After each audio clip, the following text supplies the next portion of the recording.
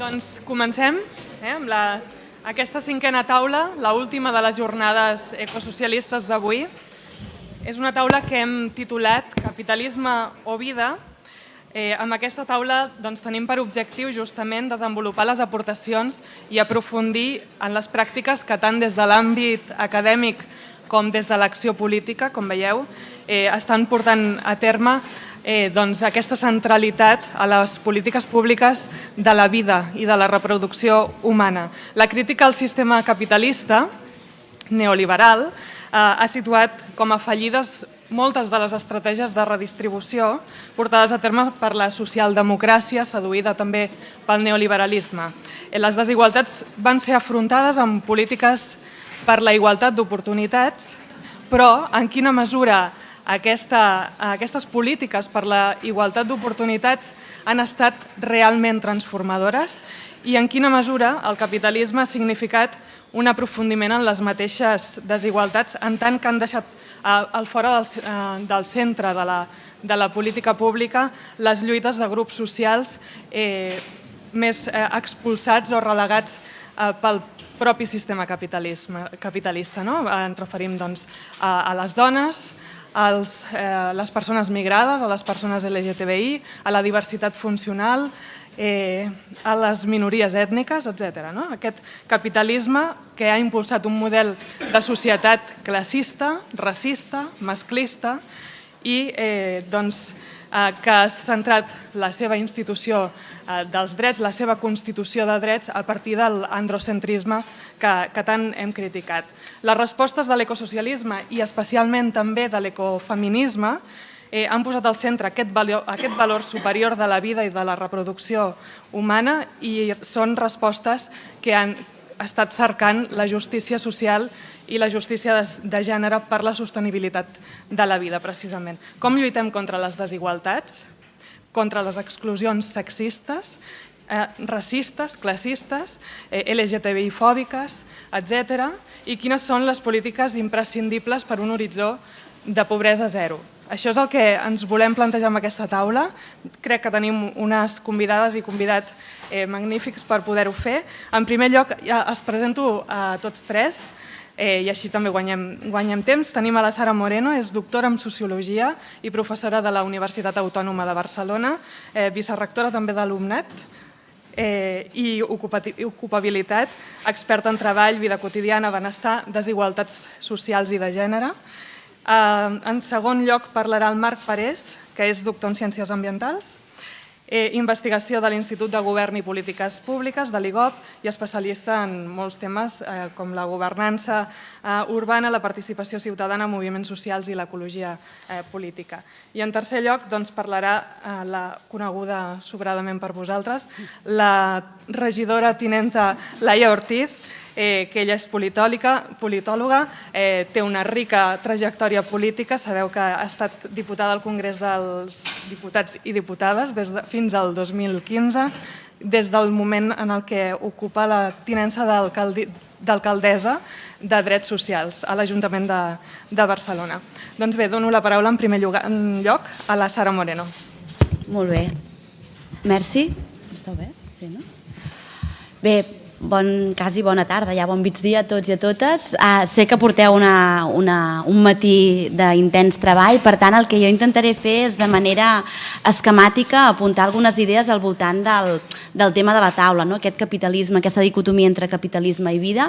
Bàsicament el que intentaré argumentar és que claríssimament vida per sobre de tot, diguéssim que capitalisme en termes d'un sistema centrat en la producció de béns i serveis versus la vida, un sistema centrat en les persones, és obvi que estem per defensar la segona opció i el que intentaré és argumentar-ho amb tres reflexions. La primera reflexió al voltant de per què cal prioritzar el treball de cura, que en definitiva és el que hi ha al darrere de la paraula vida i de la paraula persones. En segon lloc parlaré de quins són els obstacles quan ens proposem de prioritzar aquest treball de cura i jo diria fins i tot polititzar la cura, i en tercer lloc apuntaré el que jo entenc que podrien ser algunes de les línies d'actuació ja més en termes polítics.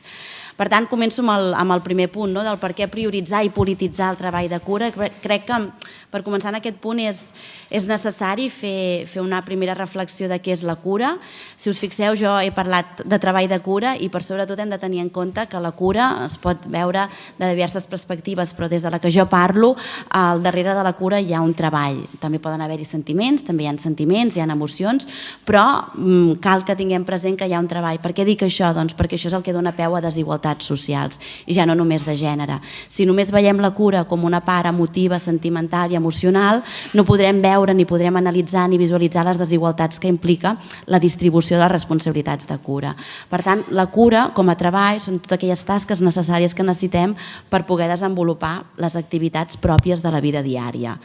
En segon lloc, crec que també és important tenir en compte què és la dependència o, per dir-ho encara millor, superar la dicotomia dependent, persona autònoma o independent.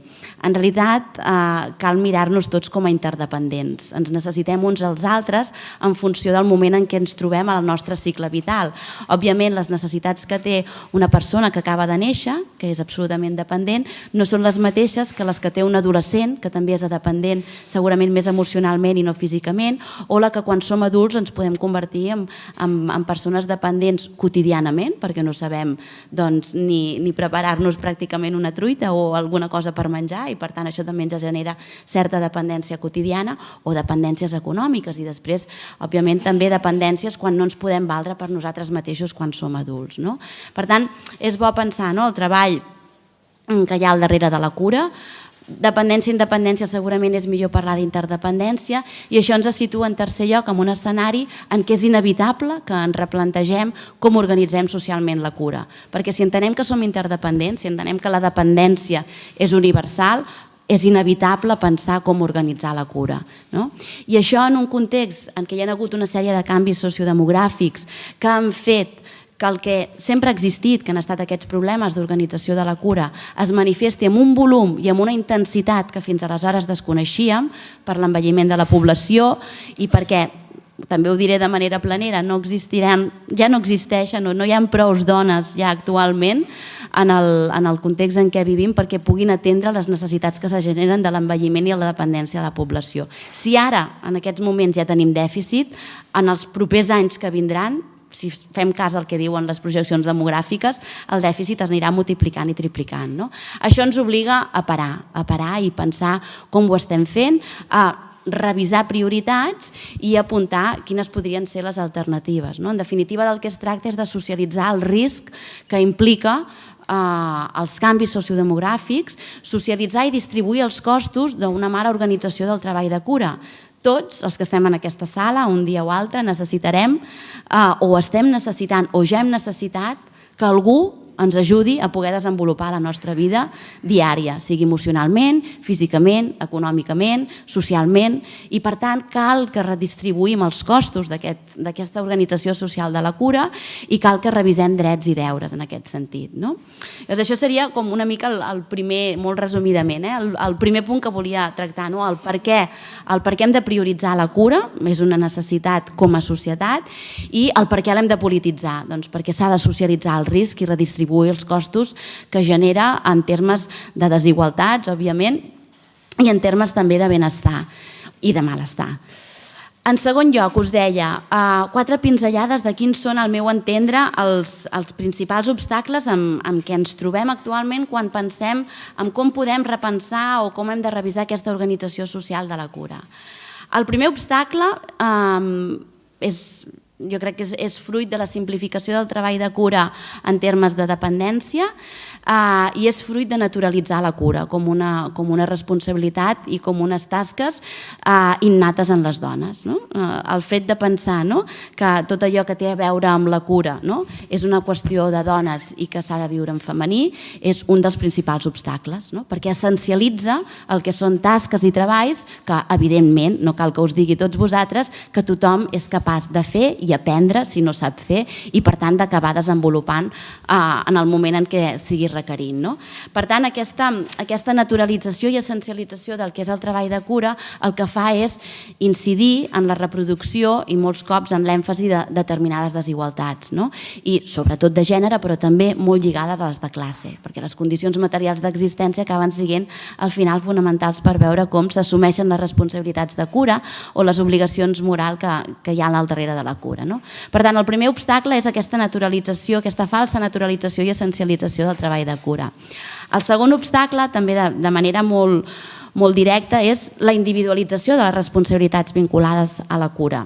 És a dir, tendim a viure com a individual el que en realitat són problemes socials. És a dir, que jo tingui un pare, una mare, algun adult dependent, no és el meu problema que m'haig de resoldre jo de manera individual. És un problema de la societat, d'una societat que està organitzada de manera que el que fa és invisibilitzar allò que és quotidià, que són les necessitats diàries de cura. La paradoxa és absoluta. Allò que és més quotidià a les nostres vides, en definitiva, cada dia ens cuidem uns als altres. És allò que és més invisible i menys reconegut. Per tant, el fet de tendir, de viure com a individual o com a familiar, el que en realitat són problemes d'una societat, també representa un obstacle, perquè ens dificulta el veure-li la dimensió política que hi ha al darrere d'aquestes activitats. Tercer obstacle, el context polític. Vivim en un context en què tenim uns sistemes del benestar que no són com ens agradaria que fossin, però els tenim, i això es converteix en un obstacle en el moment en què aquests sistemes de benestar o aquest estat del benestar es va construir, es va pensar per atendre les necessitats que generava el fet de tenir mà d'obra qualificada i sana al mercat de treball, però ningú es va ocupar en el moment de pensar en el sistema del benestar i la seva construcció les necessitats que generava la cura al llarg del cicle vital. És a dir, vam pensar en sistemes universals d'educació, en sistemes universals de salut i en sistemes de pensions, però ningú va pensar en un sistema universal d'atenció a la cura al llarg del cicle de vida. Aleshores, clar, tenim unes estructures polítiques que no estan pensades per donar resposta a uns problemes que, com deia al principi, sempre han existit, però ara s'estan manifestant amb una intensitat i amb un volum que desconeixíem. I el pitjor de tot és que al llarg dels propers anys es manifestaran de manera més accentuada en aquest sentit. Per tant, això també ens genera un obstacle. I el quart obstacle és en termes d'ideals, és a dir, una mica les dificultats socioculturals fruit dels ideals, és a dir, les maneres en què socialment pensem els imaginaris compartits de què representa una bona cura, una bona atenció en termes de qui, com i què s'ha de fer quan cuidem d'una persona.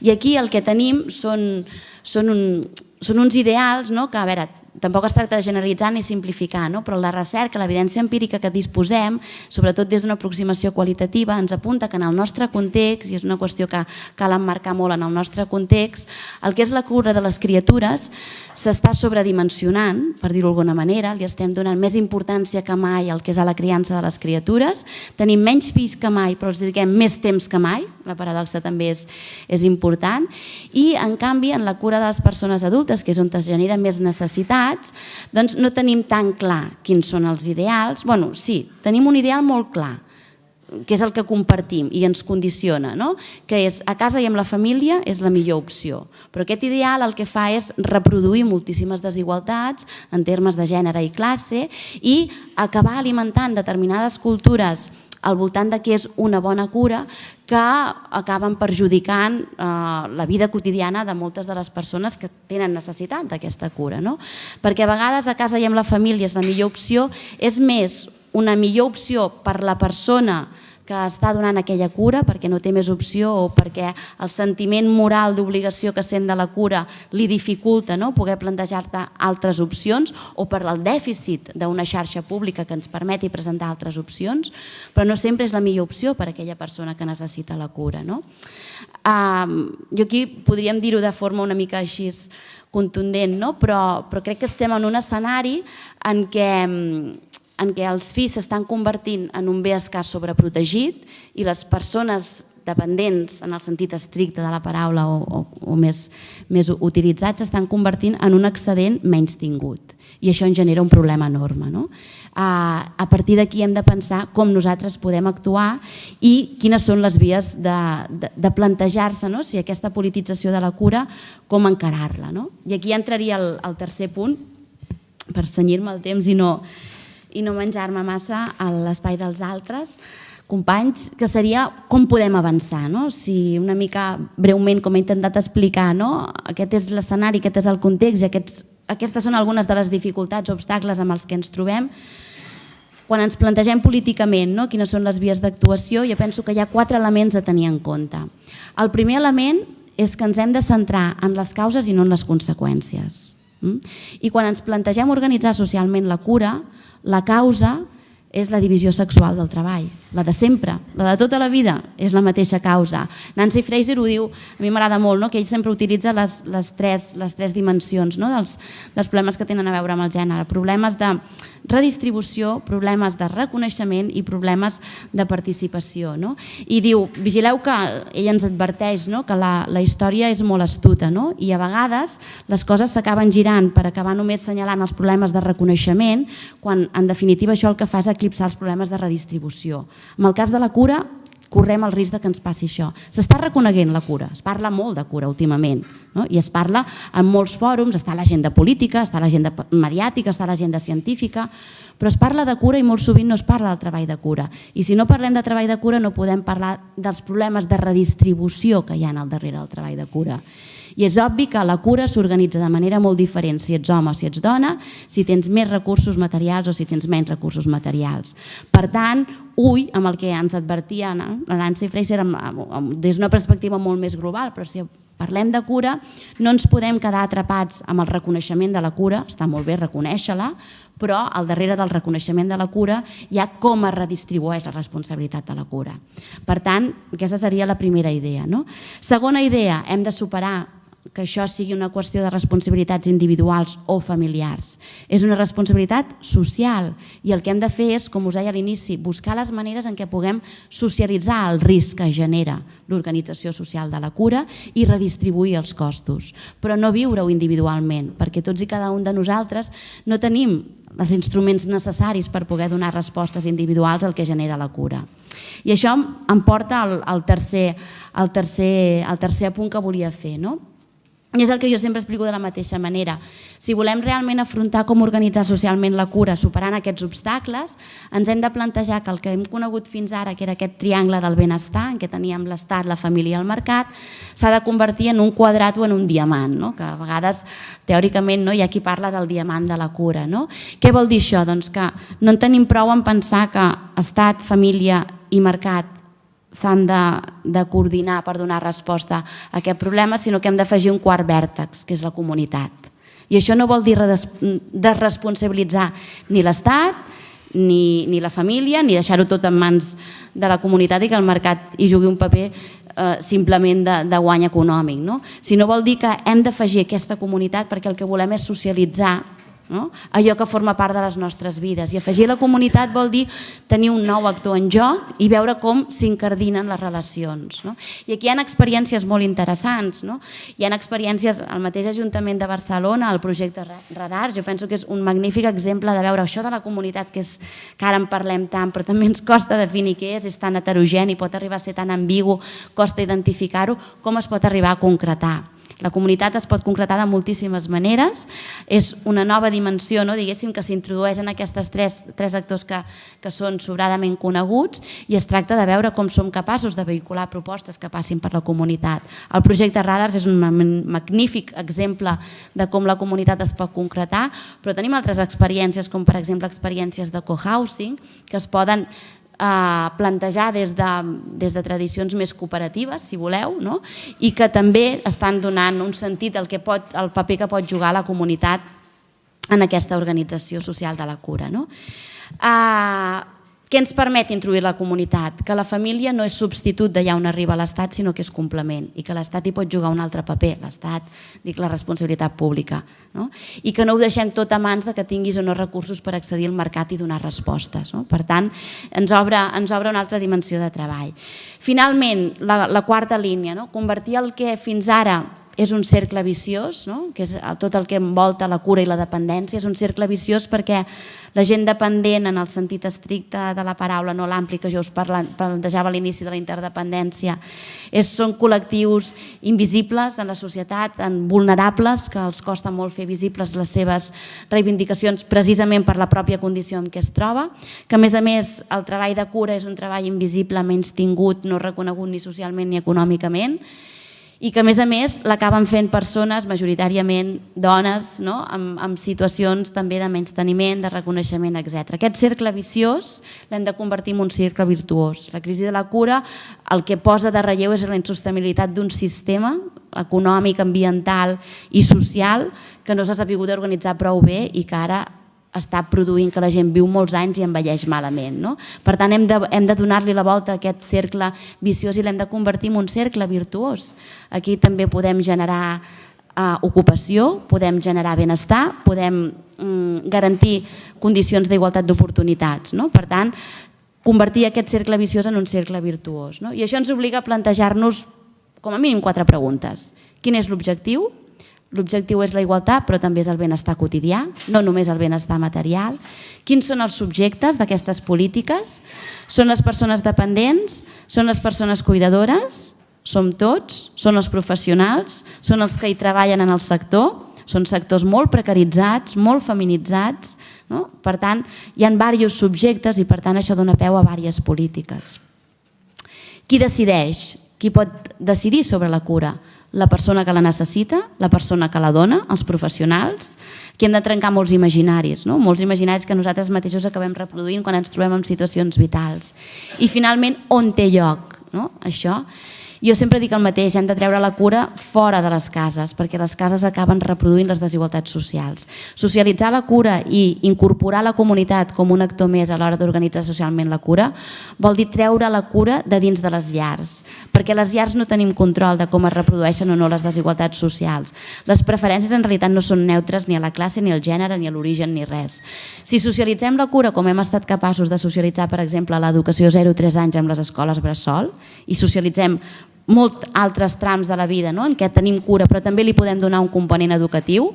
Per què no pensar en socialitzar la cura a persones dependents, adultes, tal com hem socialitzat la cura a 0-3 anys, de manera molt positiva, per tots plegats. Si fem això, el que acabarem és podent tenir mecanismes, sistemes i xarxes que com a mínim contenen la reproducció de les desigualtats i garanteixen una major igualtat d'oportunitats. Ho deixo aquí, que em sembla, no sé si m'ha menjat massa el temps, sí? Moltes gràcies.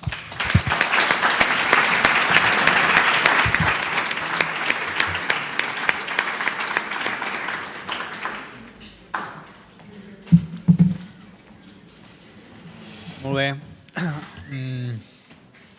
Bon dia. En primer lloc voldria agrair a la Fundació Nous Horitzons l'oportunitat d'intervenir en aquesta mesa i en segon lloc volia expressar també la responsabilitat de ser l'únic home de la taula i hem hagut d'esperar la 5a taula perquè hi hagi una taula amb més dones que homes, cosa que està bé però que potser no hauríem d'esperar tant i que ho hauríem de fer més habitual i no només quan parlem de gènere hem de posar més dones a les taules.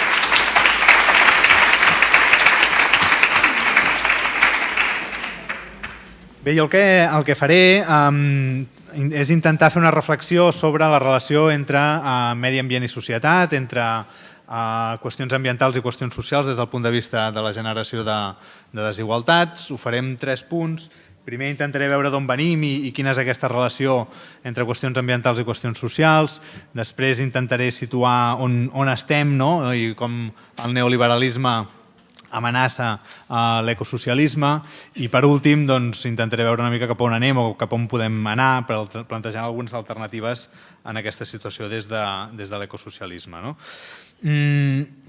Relació entre qüestions ambientals i qüestions socials o relació entre natura i societat i com això afecta les desigualtats. No és quelcom nou, de fet ja Engels, quan parlava de les condicions de vida dels obrers a Manchester, parlava bàsicament de la qualitat de l'aire, de les qualitats ambientals, de com afectava a la classe obrera. No? I des d'aleshores això ens porta fins a la situació de pobresa energètica que estem visquent actualment. Per tant, la relació entre els elements ambientals i les desigualtats socials no és quelcom nou. No? I ens hem de preguntar segurament, no? I aquest és un dels reptes de l'ecosocialisme, és no només plantejar-se com les relacions socials o els models productius tenen impacte sobre el medi, que això evidentment que és significatiu i que és important, però també hem de polititzar les qüestions ambientals des del punt de vista de les seves desigualtats socials, és a dir, quina és la dimensió social de les qüestions ambientals i per tant hem de parlar de justícia socioambiental des d'un punt de vista clarament polític. No? Això succeeix, crec, ho deia abans la Janet, no? És a dir, les ciutats són espais clarament importants per analitzar aquest tipus de metabolismes, no? De metabolismes socioambientals succeeixen en l'àmbit urbà. Les ciutats són espais de fluxes, no? És a dir, sortim al carrer i veiem fluxes de persones, fluxes de mercaderies, fluxes de capital, sobretot, no? Però també fluxes ambientals. No? És a dir, la ciutat no funciona, no s'entén, sense que apretem l'interruptor i s'obre el llum, obrim l'aixeta i surt aigua. Per tant, estem creuats per fluxes de vectors ambientals que els podem analitzar des d'un punt de vista simplement científic o tècnic i analitzar aquests metabolismes, quan consumim, quan contaminem, etc. Però jo crec que el que ens hem de preguntar és no només això, sinó que ens hem de fer preguntes polítiques sobre aquests vectors i per tant ens hem de preguntar qui controla aquests fluxes, qui s'apropia d'aquests fluxes, qui s'apropia de l'energia, qui controla l'aigua, no? I qui té accés a aquests recursos, no? És a dir, com garantim o no l'accés a aquests béns bàsics com pot ser l'energia o l'aigua. Per tant, al final, quins interessos hi ha al darrere dels diferents models de producció de la ciutat, qui guanya i qui perd amb els diferents models de gestió dels recursos. Per tant, hem d'anar més enllà de les respostes tecnològiques i de com millorar amb tecnologies més smart, no? Com fem més intel·ligents les ciutats pensant que la tecnologia ens ho pot resoldre tot i ens hem de preguntar qui controla aquestes tecnologies, qui al darrere, qui guanya i qui perd, és a dir, com produïm respostes socioambientals més justes. No? Deia, aquesta relació entre medi ambient i societat no és nou, tampoc és nou aquí, no? És a dir, vam tenir un departament a la Generalitat que es deia Departament de Medi Ambient i Habitatge, per tant que ja volia posar en relació aquests elements. Vam tenir després una llei d'habitatge que ara s'ha demostrat que era una llei important, no? Al principi molt criticada, però després resulta que sí que era una llei útil, no? I ara doncs, legislem en l'àmbit de la pobresa energètica. No? On estem? No? O com el neoliberalisme, que és on estem, amenaça l'ecosocialisme i aquest tipus de relacions. No? Jo recordo, l'any que ve, de fet, farà 10 anys de la fallida de Lehman Brothers.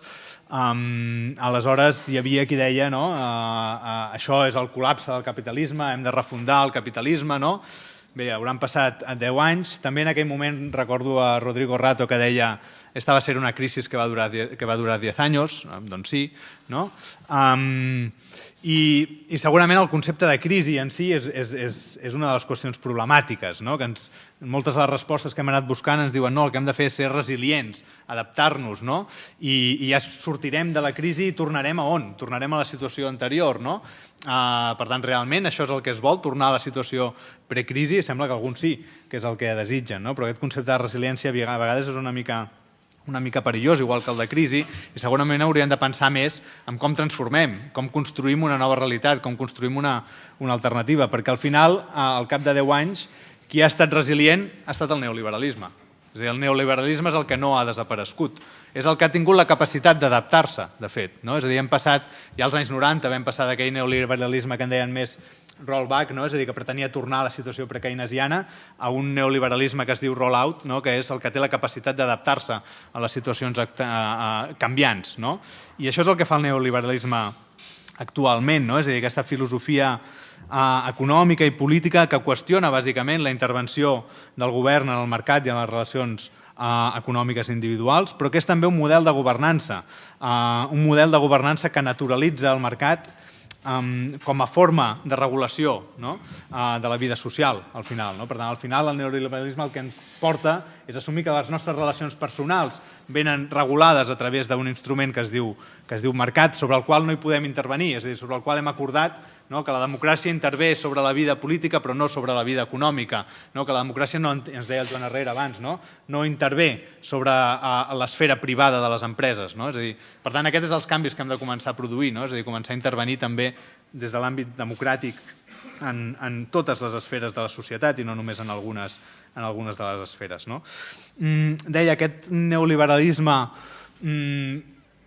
que té la capacitat d'adaptar-se, que és al mateix temps un neoliberalisme divers i que s'incrusta en els diferents territoris. Ens deia la Janet abans, és igual qui governi a Barcelona perquè al final som un espai per l'especulació.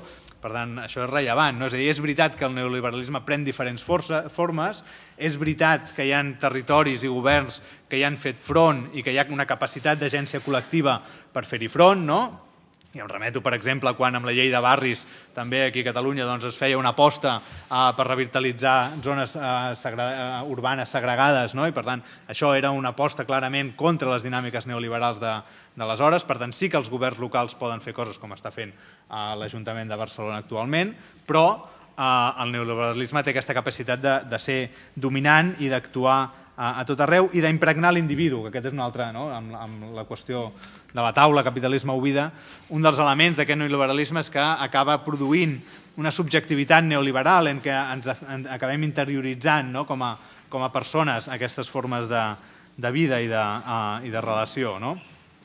I a més, i això torno una mica a la relació amb les qüestions ambientals, ha tingut també en els últims anys, és a dir, ha sapigut passar d'allò que quan David Harvey deia, és a dir, com el capitalisme es reprodueix en l'espai i ocupa nous espais, actualment el que està fent és ocupar nous discursos, nous àmbits i entre ells l'ecologisme. I ha tingut la capacitat de cooptar determinats discursos dissidents, és a dir, aquest neoliberalisme avançat el que fa al final és cooptar aquells que decideixen i incorporar-los en el seu discurs i hem generat discursos en els quals a vegades nosaltres crec que equivocadament hi hem caigut, com el de la modernització ecològica, que al final el que fan és no qüestionar les estructures de fons, no qüestionar el sistema i entrar en pensar o en incorporar l'ecologisme en les lògiques de mercat. I per tant aquest és un dels grans riscos del moment actual. I enfront a això, la socialdemocràcia què ha fet? Què ha passat en els últims anys? Jo crec que un dels grans elements problemàtics és que no ha donat resposta, que ha jugat en aquest joc i que per tant que les polítiques de redistribució compensatòria no han estat útils i crec que no són útils actualment i per tant hem de pensar en unes noves polítiques que vagin més enllà d'aquesta simple redistribució de final de canonada o d'actuar sobre les conseqüències, com deia ara la Sara, i en lloc d'actuar sobre les causes. I l'Estat, al final, també en mans de governs socialdemòcrates, s'ha demostrat inútil o ineficient a l'hora de resoldre, o ineficaç a l'hora de resoldre aquestes qüestions. Per tant, quan l'Estat deixa de ser part de la solució i passa a ser part del problema, és quan hem de pensar en alternatives i és, com deia ara la Sara també, hem de fer emergir la comunitat. Últim punt, i amb això acabaré, cap on anem o cap on podem anar o quines són les alternatives que podem plantejar, crec jo, en el moment actual des de l'ecosocialisme. Lògicament calen noves polítiques, com el que està fent l'Ajuntament de Barcelona, però cal també qüestionar el model, sobretot. És a dir, cal un nou model de fons postcapitalista que ens permeti combatre les dinàmiques del capitalisme i jo crec que l'element clau aquí és fer-ho des de la radicalitat democràtica, és a dir, donant l'esquena al comunisme d'estat, però apostant per una força democràtica que ens permeti produir canvis radicals i uns canvis radicals crec jo que s'han d'orientar a les majories i aquest és un element clau. És a dir, tenim una nova societat amb unes noves característiques productives però també social, una societat de la que alguns han anomenat del 20-75-5, és a dir, tenim un 5% de la població que són les elits, que són els que s'han enriquit amb la crisi, que són els que han provocat l'increment de les desigualtats. Després tenim un 20% de la població que són els exclosos, els invisibles, els pobres, els que queden fora del sistema, la població amb risc de pobresa, però tenim una gran majoria, que són el 75% restant, que han patit moltíssim les conseqüències de la crisi, que tenen unes noves precarietats, que són els nous insegurs, que aquells que tenen feina potser no arriben a final de mes, és a dir, que tenen feina però que són també pobres, que aquells que tenen feines estables, com poden ser el món al que ens dediquem nosaltres, el món de l'acadèmia, etc., el que veuen és que els seus salaris i les seves condicions són inferiors al de les generacions precedents que feien els mateixos salaris, que aquelles que són dones pateixen també unes condicions de desigualtat més fortes. Per tant, ens hem d'adreçar en aquest volum, no només el 20% més pobre, sinó també el 75% que configura aquesta nova inseguretat. Per tant, hem de ser capaços d'oferir una resposta que sigui radical, però que al mateix temps sigui resposta de majories. I aquí introdueixo un element que jo crec que és bastant rellevant, que és el de la predistribució. És el d'avançar cap a noves polítiques que superin les lògiques de la redistribució compensatòria de final de canonada i ens permetin afrontar les causes i ens permetin redistribuir abans del mercat. Per tant, renunciar a que el mercat no hi hem d'intervenir, per tant, intervenir clarament sobre el mercat, predistribuir, i això vol dir bàsicament generar igualtat d'oportunitats. Per tant, necessitem uns serveis públics forts, igualtat d'oportunitats sobretot en l'àmbit de gènere, igualtat d'oportunitats generant societats que ens permetin dotar-nos de capacitats, d'habilitats, que ens permetin ser innovadors, i per això és evident que necessitem recursos i que per tant cal una nova fiscalitat i que reconeguem lògicament aquelles economies que hem de reconèixer com les economies de les cures.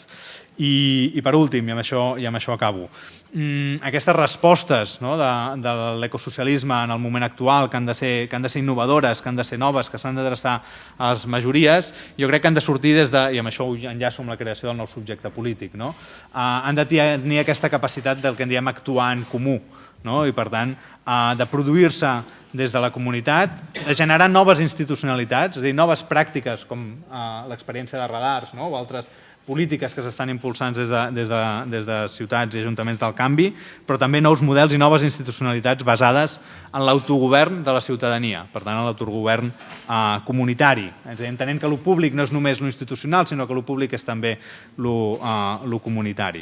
Per tant, democratitzar totes les esferes socials, com deia abans, i centrar-nos al final és una qüestió de valors, i per tant, posar la cooperació i la col·laboració enfront de la competència i posar determinats drets, és a dir, el dret d'ús i el dret d'accés al final per sobre del dret de la propietat, que aquesta és la qüestió de fons i que l'hem d'abordar, és a dir, hem de posar l'ús i l'accés als recursos, als béns, per sobre de la propietat. I amb això ho deixo aquí. Moltes gràcies.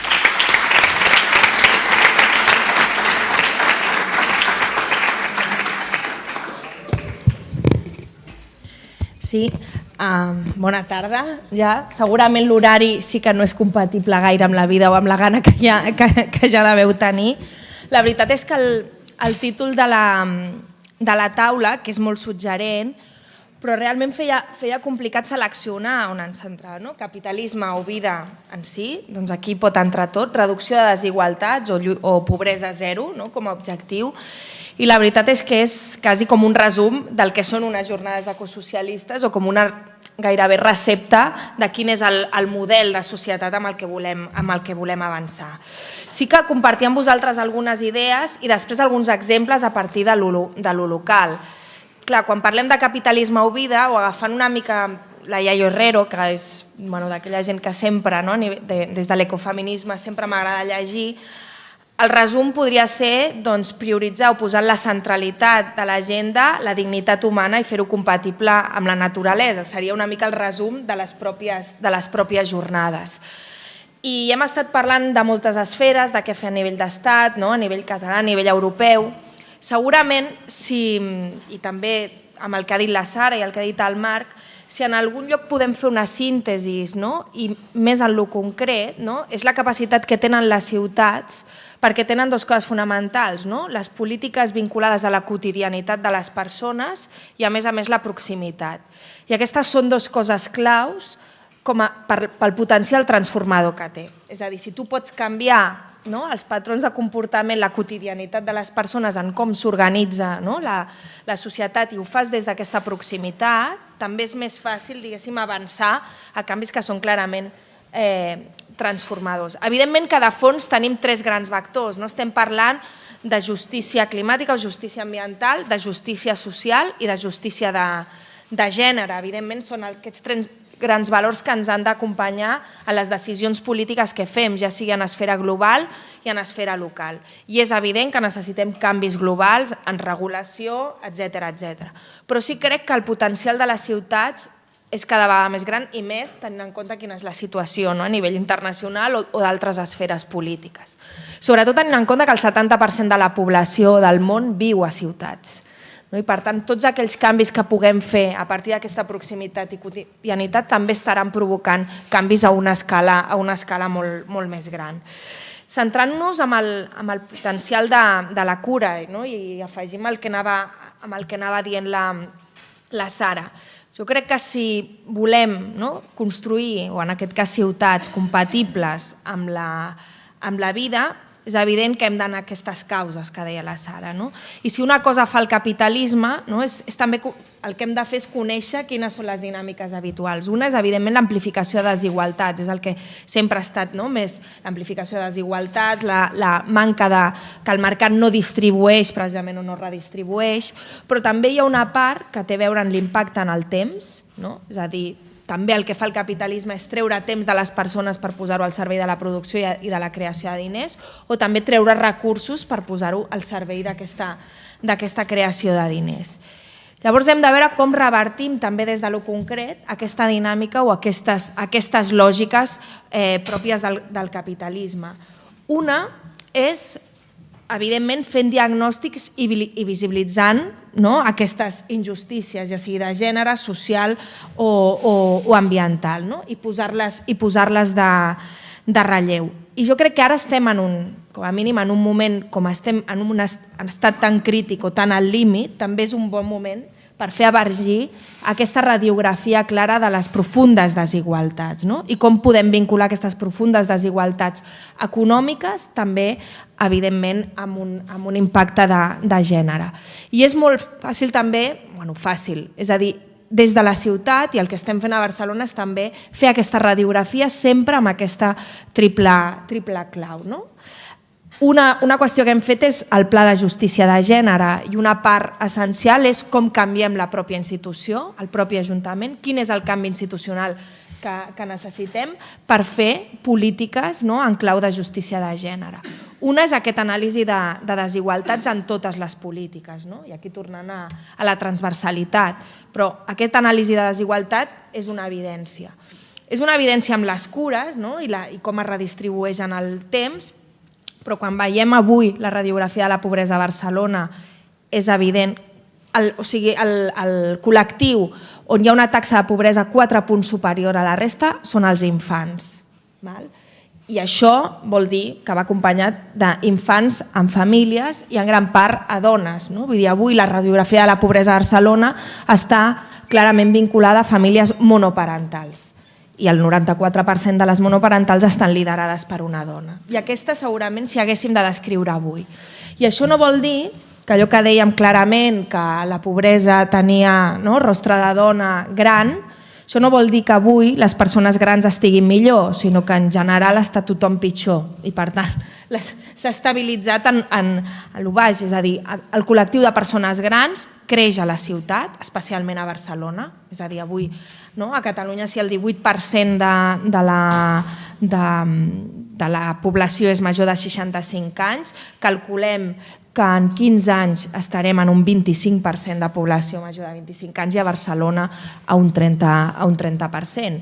I per tant aquesta vulnerabilitat del col·lectiu de gent gran és evident. Només si mirem la renda veiem que no ha empitjorat com els altres i per tant l'únic és que s'ha aproximat a la resta de la població, però sí que ha empitjorat clarament les condicions de vida. I també perquè avui la gent gran no és només un element d'amplificació de dependència, sinó element clau en la cura.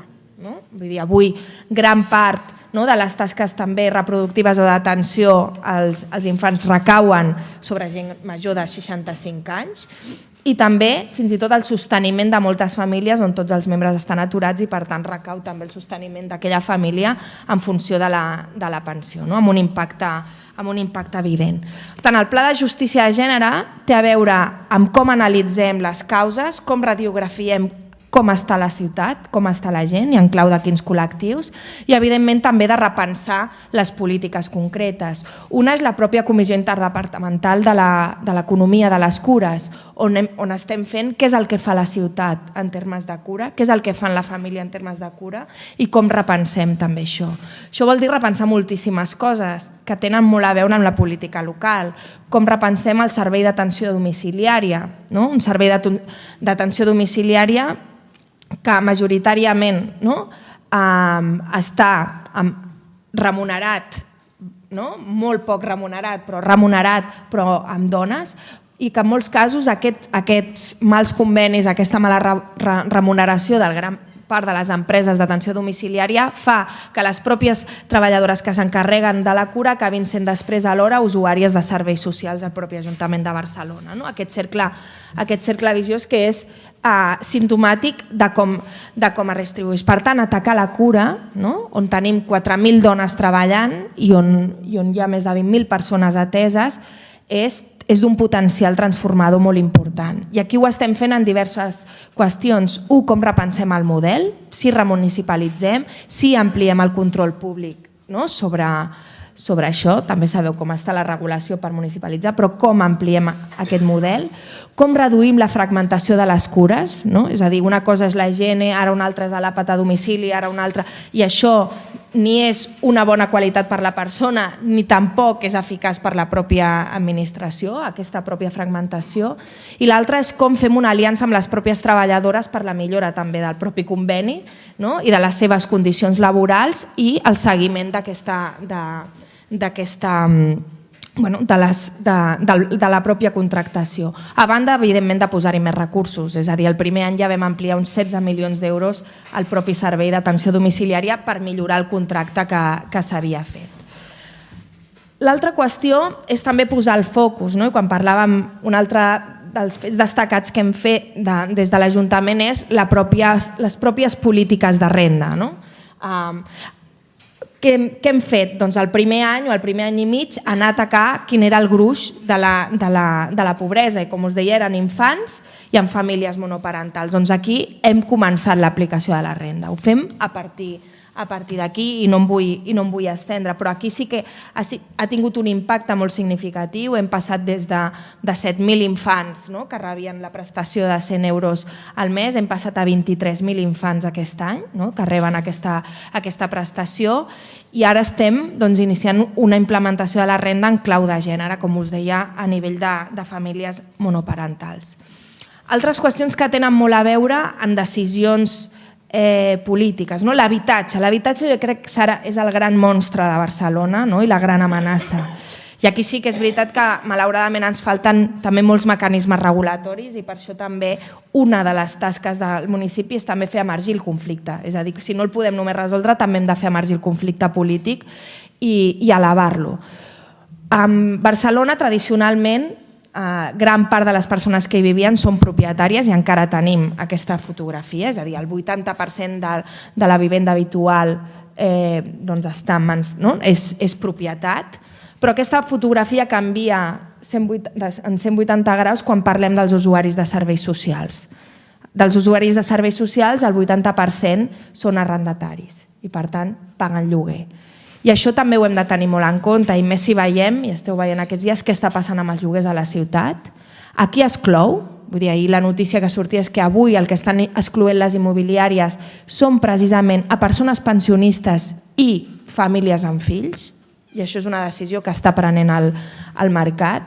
Per tant, calen elements molt importants també d'intervenció. És a dir, aquí està excloent aquest mercat i és precisament amb uns col·lectius, més enllà de a qui s'exclou per un terme de preus.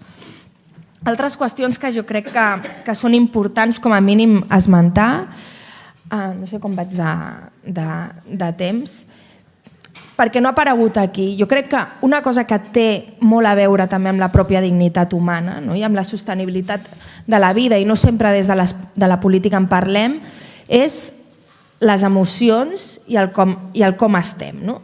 Com a persones, i això crec que no ho hem de deixar tampoc a l'esfera clarament privada. I una de les coses que també hem fet una anàlisi, no? És com està la ciutat en termes de benestar psicològic, no? I com es distribueix aquest benestar o malestar psicològic a nivell territorial, i com també intervenim amb mesures en el pla de salut mental, però amb mesures comunitàries també en clau territorial i en clau de barris, perquè hi ha uns determinants socials que després impacten en això.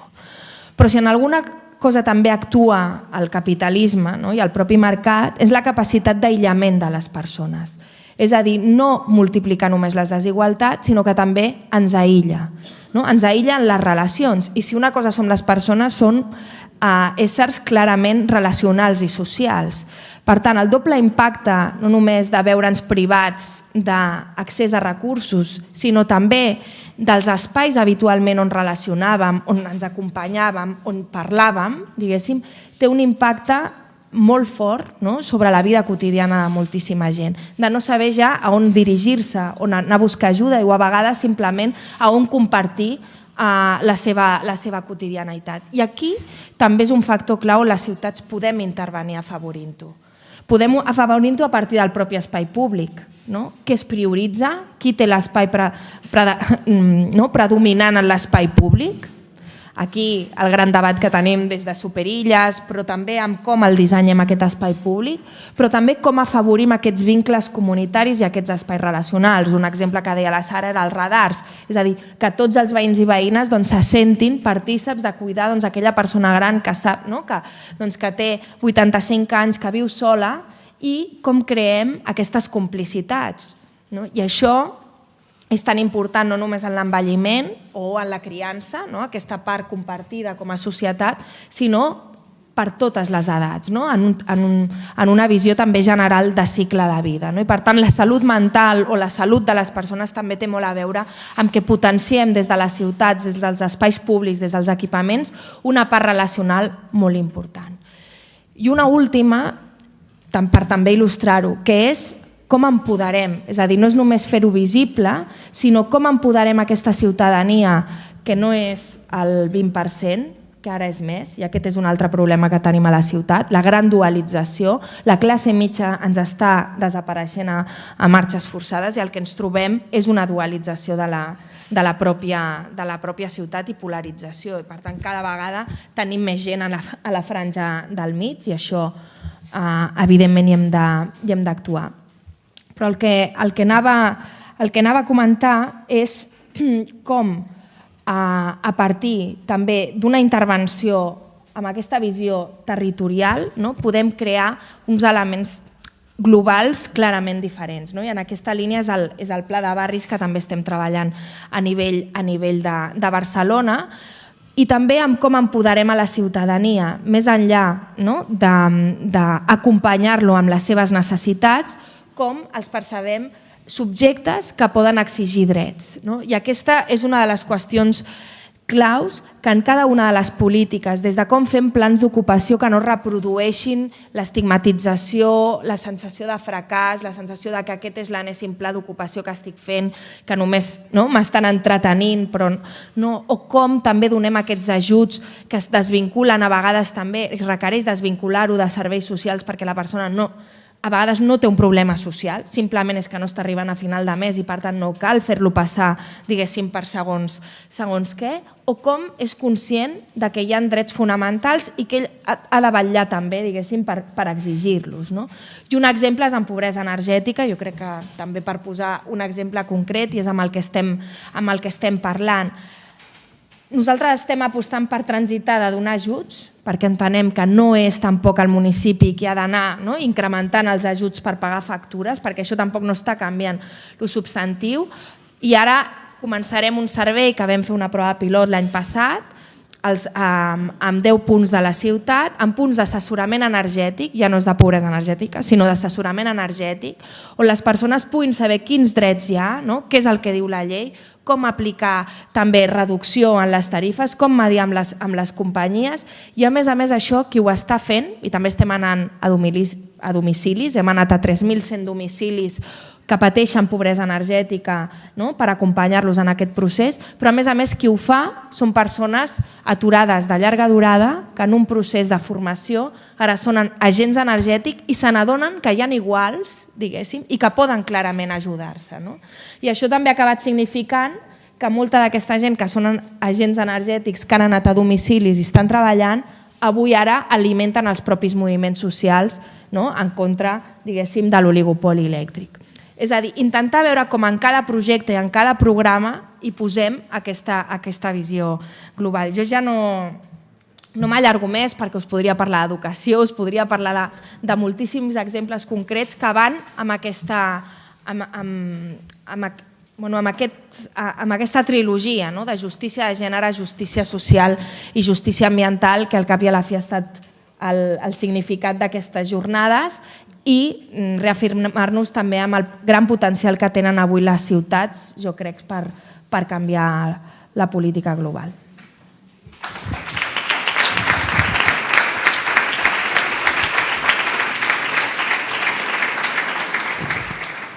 Molt bé, podem dedicar uns minuts a obrir un torn de paraules, de preguntes, per aquí?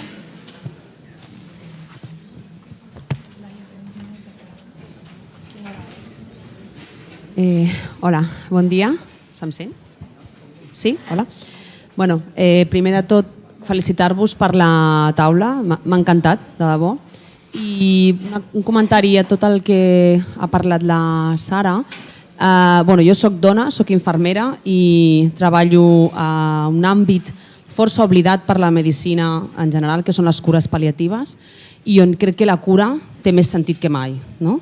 I jo crec que és un debat que costa trobar les taules més de ciutadania i més socials, o sigui, és un debat que es limita molt a l'àmbit sanitari o, si més no, a la dicotomia d'eutanàsia o no eutanàsia, i penso que és molt important que siguem capaços de portar això a la reflexió de ciutadania, perquè crec que s'ha de socialitzar l'atenció a les persones al final de la seva vida. I res, només comentar això. Moltes gràcies.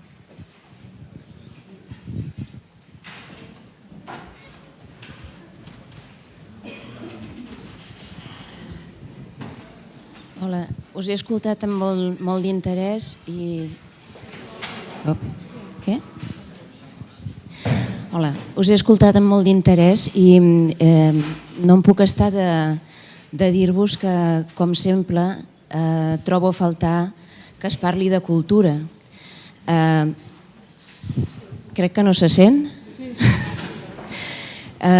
Trobo a faltar que es parli de cultura perquè malauradament sempre parlen de cultura els mateixos per parlar de cultura de la mateixa manera, que és a dir, parlar de cultura sempre com una part del capitalisme i des d'una manera de fer cultura des d'estructures capitalistes i des de maneres de fer cultura i d'utilitzar les cultures des de fórmules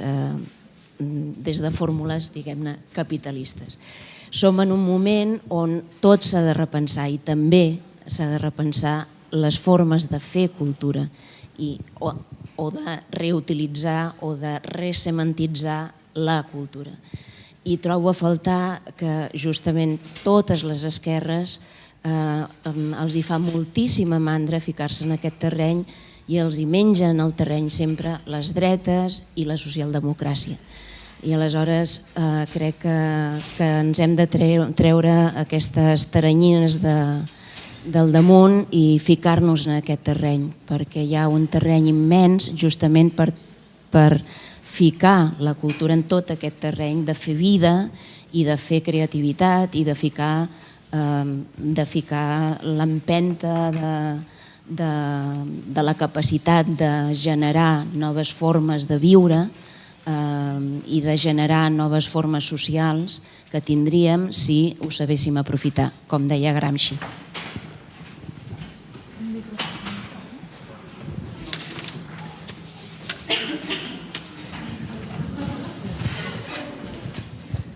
He demanat la paraula perquè em sembla que aquesta qüestió que ha plantejat la Montse no li corresponia contestar a la taula, sinó a la mesa, sinó que potser jo mateixa com a una de les responsables d'organització de les jornades. Hi ha molts temes que no hem parlat. La cultura és un tema central, és veritat. Amb la qual cosa jo l'únic que puc dir és que vam seleccionar alguns eixos a partir dels quals debatre's com l'ecosocialisme està presentant propostes i alternatives. No hi són tots. No hi ha la cultura, no hi ha l'urbanisme, és a dir, podria afegir moltes, no hi ha la immigració, ara em diu la Gavi, efectivament, podrien sortir moltes més dimensions. Què vull dir amb això? Que tampoc acabem avui el debat. Vull dir que això ens emplaça segurament a tractar altres temes que avui no han sortit, importants, que tenen molt a veure amb aquestes qüestions que hem plantejat, però que he volgut contestar jo perquè la mesa ha fet el que tenia com a propòsit i finalitat i efectivament no és de la mesa que la responsabilitat de si no s'ha parlat d'un tema o d'un altre. En tot cas, és veritat que no s'han esgotat tots els temes i que, per tant, haurem de fer noves jornades? Sí, Alguna pregunta més? Hi ha alguna pregunta més? Sí. Doncs tancarem aquí. Alguna altra qüestió a plantejar? Puc fer una pregunta ràpida?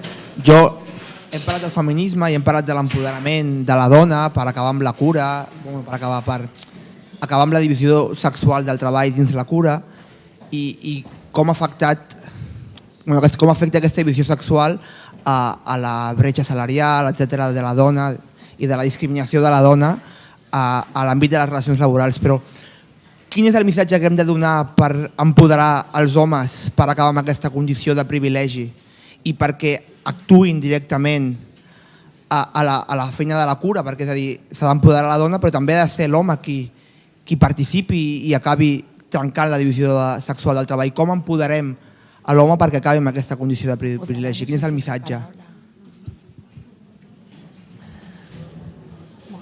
Molt bé, doncs a la taula, si voleu fer retorn de les qüestions plantejades. Molt breument, respecte al tema de les cures pal·liatives, absolutament d'acord amb el que plantejaves. És més, la invisibilitat del que està passant en moltes llars en què hi ha cuidadores, en economia submergida, respecte al moment final del tram de vida i el que estan aguantant aquestes dones sense tenir ni les competències ni els coneixements professionals és d'aquelles caixes negres que si obríssim jo penso que ens colpiria tots moltíssim. I respecte al tema que plantejaves del paper dels homes, jo, si us hi fixeu, pràcticament he intentat evitar parlar d'homes i de dones i evidentment ho he fet a posta perquè de sobre sabeu, no es tracta d'una qüestió d'homes i dones sinó de femenins, masculins, etc.